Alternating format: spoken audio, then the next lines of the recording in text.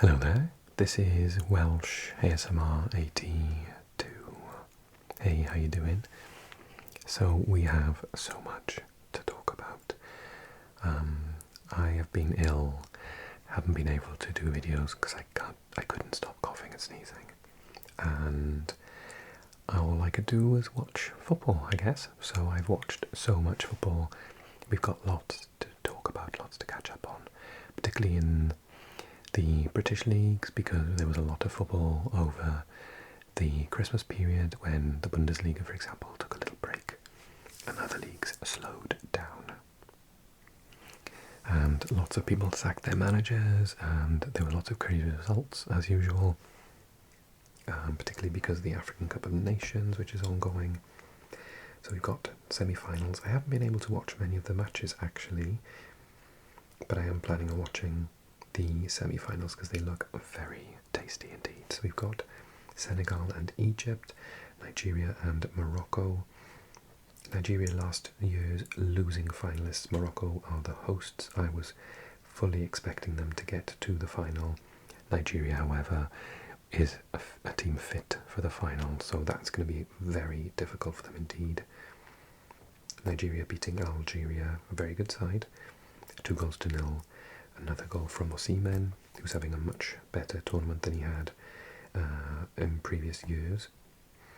They also beat Mozambique, and he scored 2 in that match. I don't think he had a single goal in the last 2 or 3 tournaments, something crazy like that, so he's having a much better tournament. Morocco doing well, Diaz scoring, and Saibari as well against Cameroon. Cameroon, a very good team, obviously.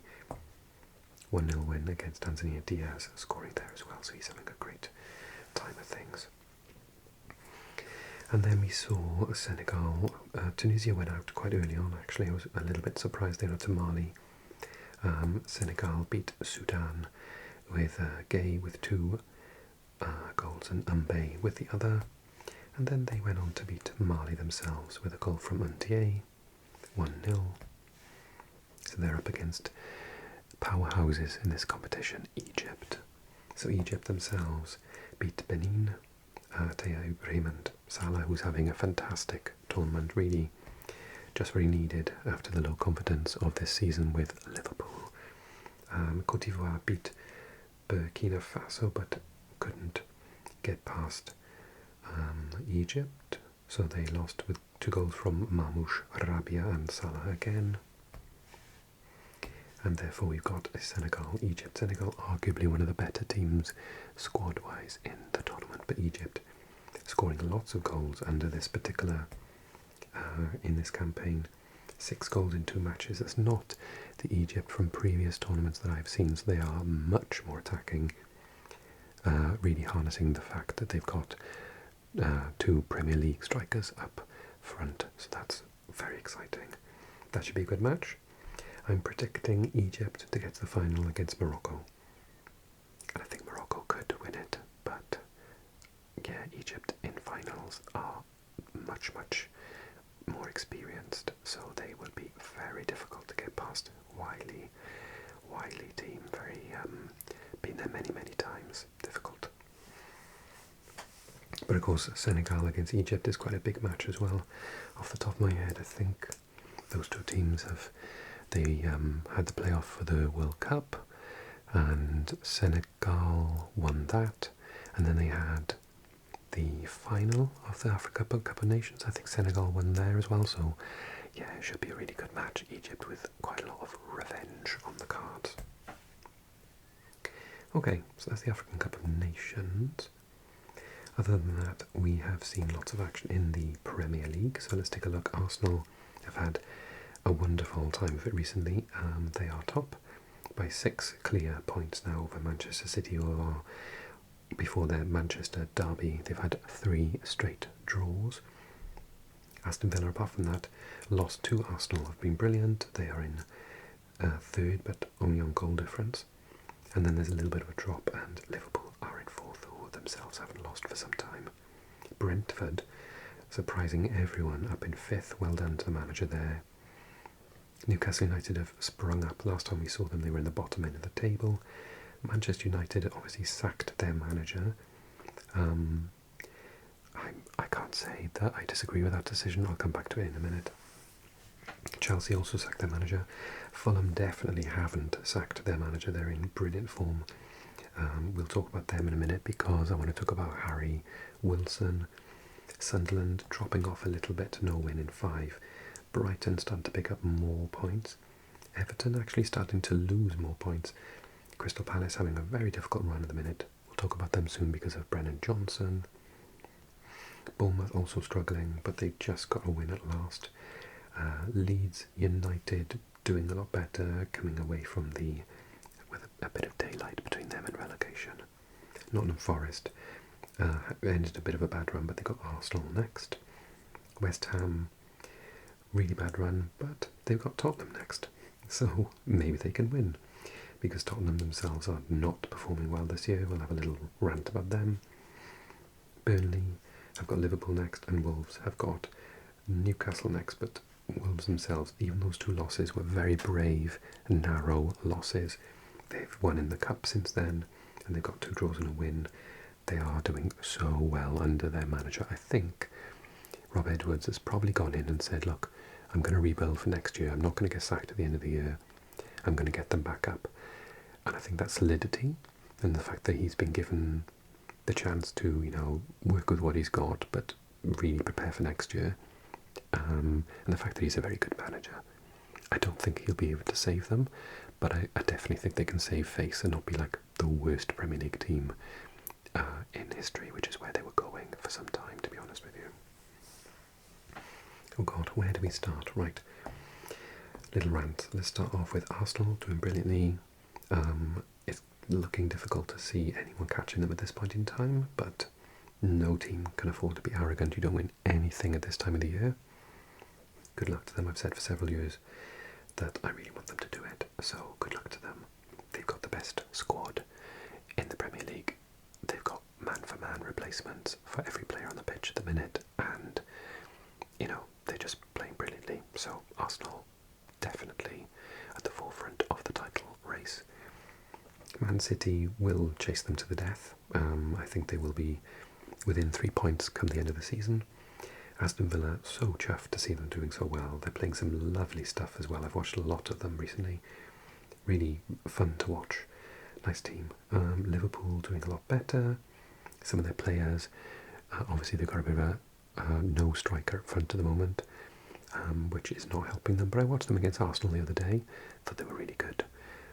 But if they had maybe Ekitike playing, they maybe could have won that match, or they've improved a lot. Brentford just performing way above expectations, just haven't got a negative thing to say about them whatsoever. Igor Thiago obviously doing absolutely brilliant. Newcastle United starting to get over their early season poor form. They always play really nice football anyway, particularly at home where the fans are ravenous and the atmosphere is insane. So yeah, they just love that really high pace football, a joy to watch. Man United, who knows what's going to happen. We are still deciding on who's going to be interim manager, let alone long-term manager. I don't even know what the gossip is. I don't even know who they think. Maybe, I think for interim manager, I'm hearing Solskjaer. But other than, or Carrick, Michael Carrick. But other than that, there's no mention of a full-time, permanent manager.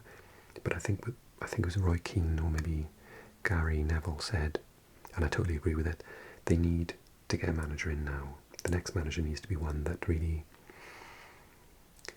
follows the system, like a 4-4-2 or a 4-5-1. None of this 3 at the back stuff. It just doesn't suit the fans, the sort of history of the club.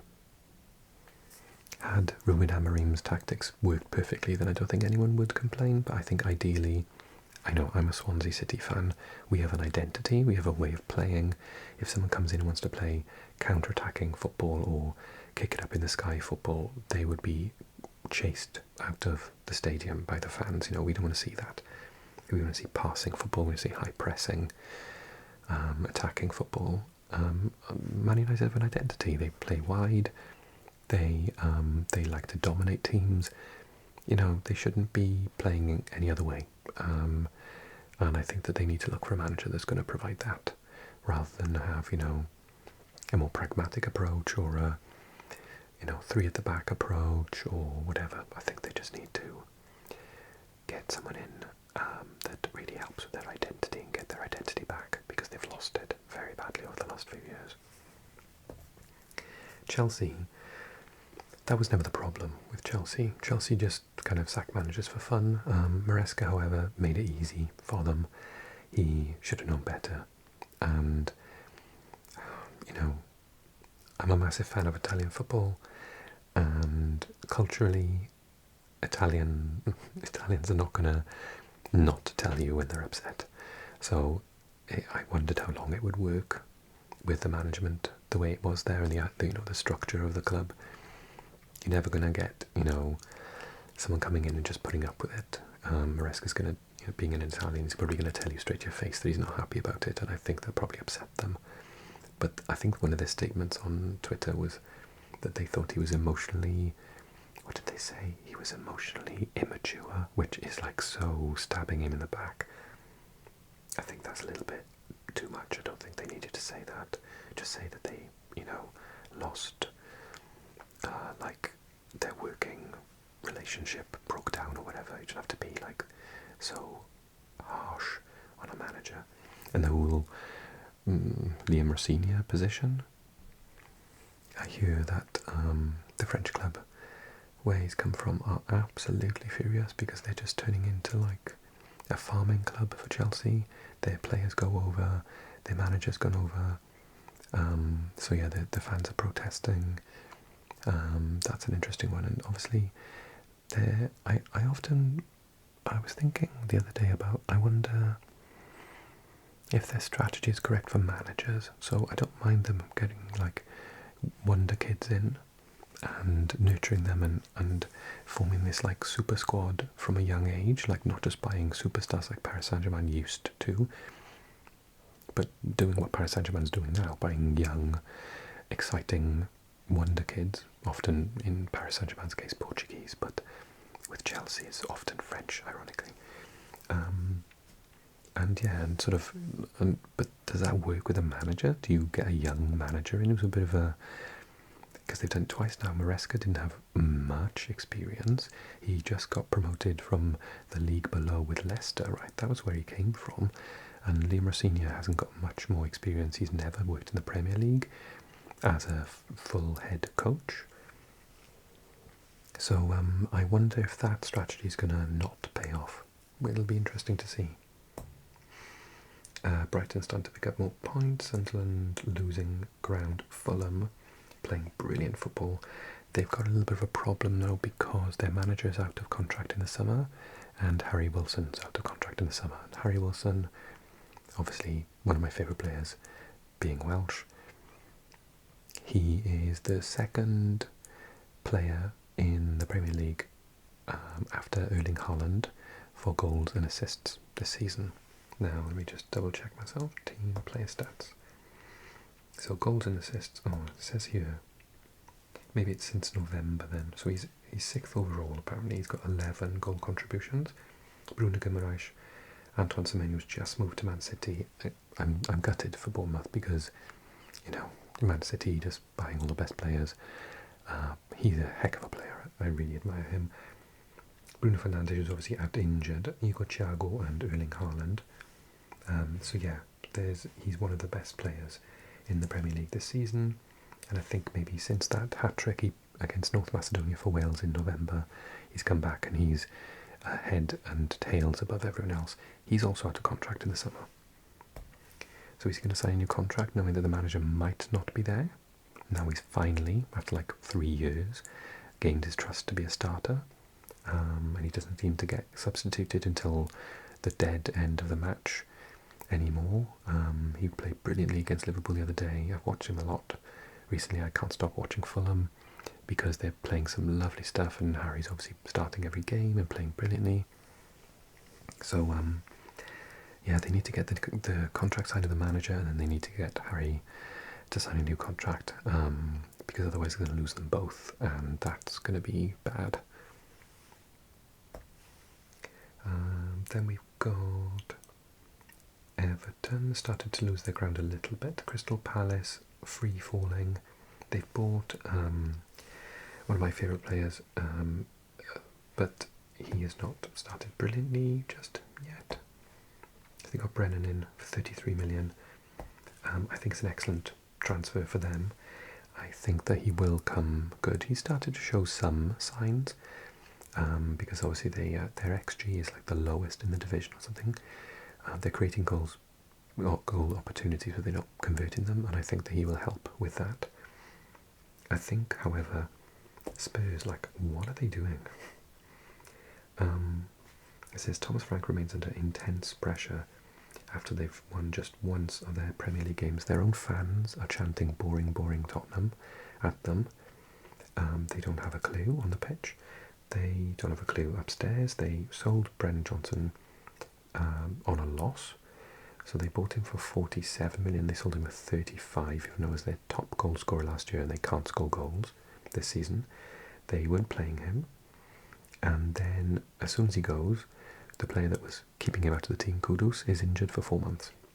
So it's just incredible. They've got so many injuries. But the players on the pitch should be good enough to do something. And when I look at their players, I think to myself, my God, they need to get rid of so many of them. Vicario's so inconsistent. Dragoshin's always injured. Christian Romero is a bit of a liability. Porro is not the same at the moment as he was under the last manager. Jet Spence can't complain, he's excellent. Mickey van der Ven is injured fairly regularly. Bellini is excellent, but he's only on loan. Xavi Simons hasn't worked out just yet, give him time. Madison's injured. Bergvall is not doing as well this season as he did last, but he is a very good player. Bentancur, I don't really get him. I don't see what he does. Richarlison doesn't score enough goals for me. He has scored this season. 7 goals in 21 matches, but some of the ones he misses are just terrible. Solanke injured. Matthijs Tel, not sure if he has the right... Well, he's only 20, bless him, so I'll even give him some time. Kudus hasn't played anywhere near what he was doing for West Ham. Kulusevski, excellent but injured.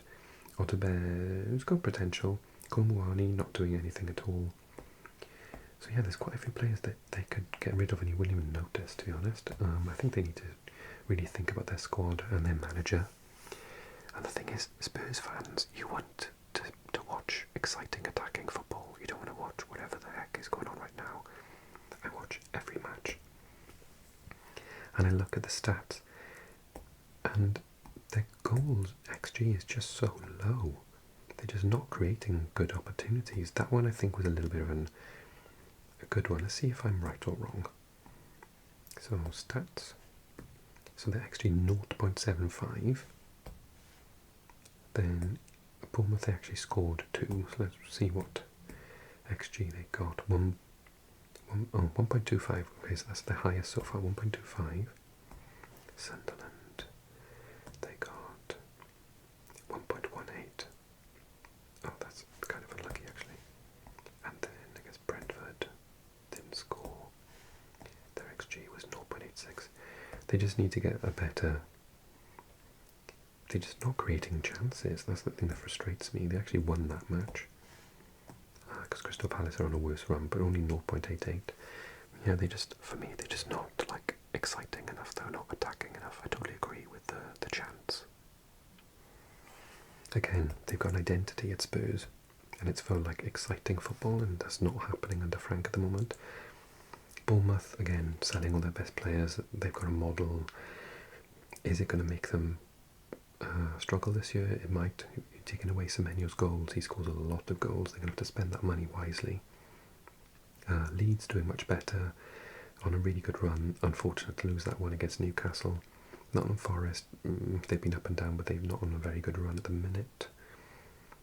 West Ham, I'm deadly worried about them. I said at the start of the season in my prediction video I thought they might go down this year.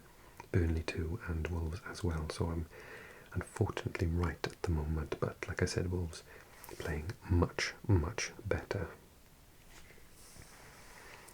Let's move on to some of the other leagues.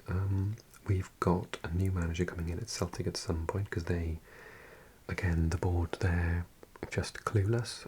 They got this manager in who failed in the MLS, and he just looked absolutely clueless. They were terrible. So Martin O'Neill is back again.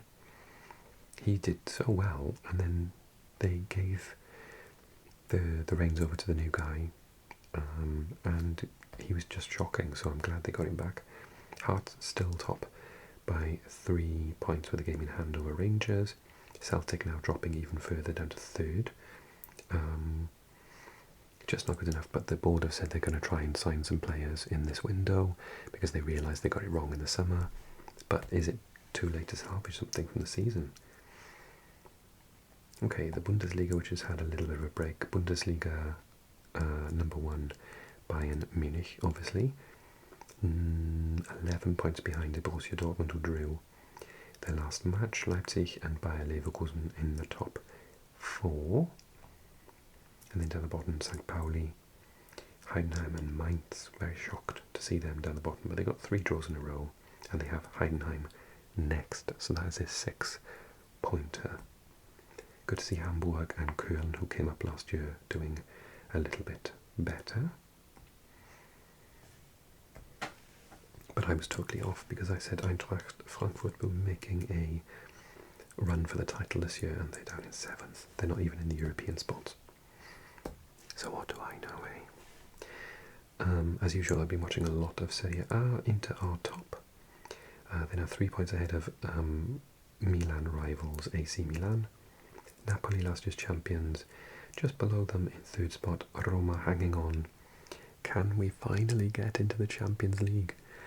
Oh, we were going for the title at one point, and we're only 4 points away, but we've played 1 match extra.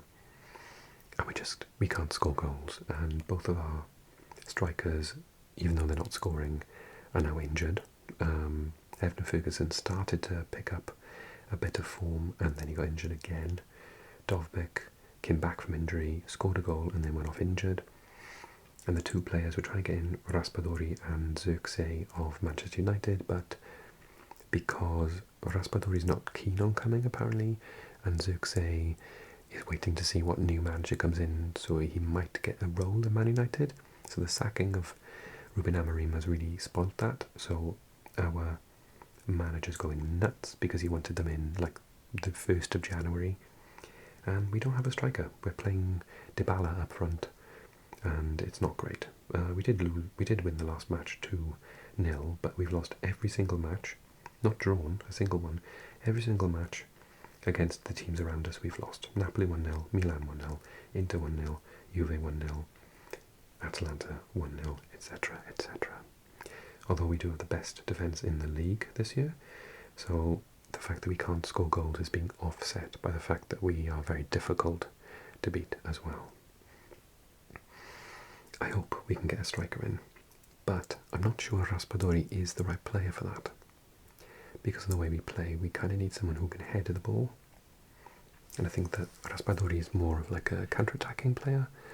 I don't know if he'll fit into the system. We'll see. Juve in 5th, Como doing brilliantly in 6th. Atalanta really recovering after getting rid of the terrible Ivan Juric. I cannot believe anyone gives that man a job. He was awful at Rome, awful at Southampton, awful at Atalanta.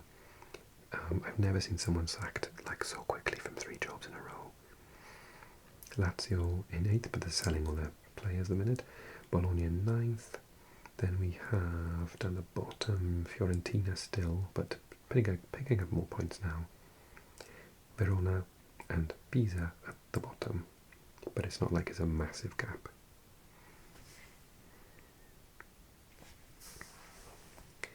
The Eredivisie has got PSV Eindhoven well ahead, like how many points? 13 points ahead of Feyenoord and Ajax, who are on a good run, are in 3rd. Nijmegen are in 4th, well done. Alkmaar, Groningen, Twente and Sparta make up the top 8, so Utrecht not having as good a season as before, struggling with the European competition. Telstar have managed to avoid relegation zone for the moment, but Volendam up down there. 5 straight losses, and they're against Utrecht next.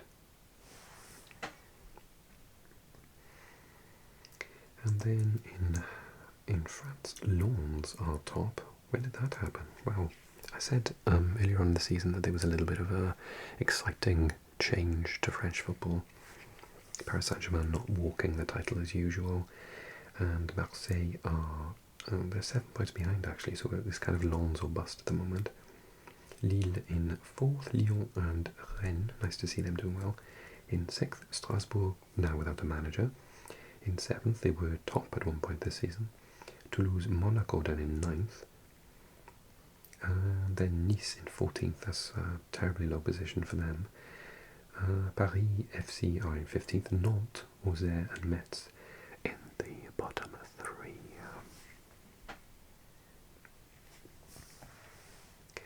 And La Liga, so Barcelona are top, 4 points ahead of Real Madrid. Villarreal having a good season, they're in 3rd. Atletico Madrid in 4th. And Espanyol doing brilliantly. They, I think they only just came up. They went down two years ago. And Real Betis in 6th. And then Celta Vigo having a good season in 7th. Athletic Club struggling with the Champions League and the League with such a small squad in 8th. Then we have Real Sociedad in 11th, Sevilla in 14th, Mallorca in 17th, Valencia. I'm worried about Carlos Corberán. I think he might get sacked. They're not winning games. They just got that player, what's his name, in on loan. Umar Sadiq, he can score goals. I think he's a really good acquisition, so we'll see how he does. Otherwise it's Hugo Duro or no one scoring goals for Valencia. I cannot contemplate them being relegated. It's just too big a club for that. Levante in 19th and Real Oviedo in 20th. Shockingly as well, Valencia, Carlos Corberán came in last season and did so well with them. They finished 1 place, okay, maybe 2 points away from European spots, and then they're back in the relegation zone this year, so such a shame. 1 point away from the playoffs. If they make it, that will be such a story. Like, how many successive promotions? It's something like an EAFC career mode save. Like, how many? 4? That would be absolutely crazy. Bristol City having a bit of a slump though. Queen's Park, Rangers there in 11th. We tend to win or lose very, very slightly to much better teams than us. Oh yeah, Millwall recently beat us. We lost today on penalties in the cup. Millwall beat us, the no shame in that. Coventry just beat us, no shame in that. Stoke away is a difficult game. Since the manager came in though, we've beaten Wrexham, Oxford, West Brom, Oxford again. I think the new manager is sorting things out, so yeah, we're doing a lot better. And we're playing some really nice stuff as well, which is good. I'm happy. West Brom below us, Charlton, Blackburn, Portsmouth, and then we've got Norwich having a terrible season, Oxford, who have been plucky for long enough, but can they stay in this division, and Sheffield Wednesday obviously with -7 points. I can't see a scenario in which they survive, I'm afraid. But sometimes going down gives you the opportunity to regroup. They can sort out the situation with their owners, hopefully, and come back up stronger. So let's just hope that happens to them, because they are a big, big club. Okay, I'm going to finish there for now, but that's good catching up with everyone. And I will thank you in advance for all of your kind comments. I hope you all had a nice festive period, Christmas if you celebrate it, and Happy New Year to everyone. Okay, thanks everyone. Take care, and see you soon.